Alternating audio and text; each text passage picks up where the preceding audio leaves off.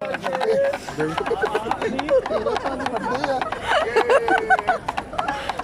ये देखो जंप लगा दो।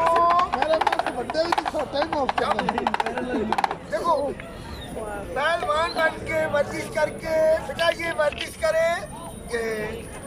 ये देखा वर्जिश के लिए पहलवान बन के तरह वर्जिश करके तरह रोलिंग कैसे करेंगे। रोलिंग करके इधर इधर आके एक मिनट आराम आराम चलो रोलिंग करके इधर आओ। सॉरी साहब ने नौकरी कैसे करेगा चौकीदार बन के जरा चौकीदार चलो चौकीदार बन के इधर आके चलो वापस इधर दोबारा से पगड़ा डाल के डांस करके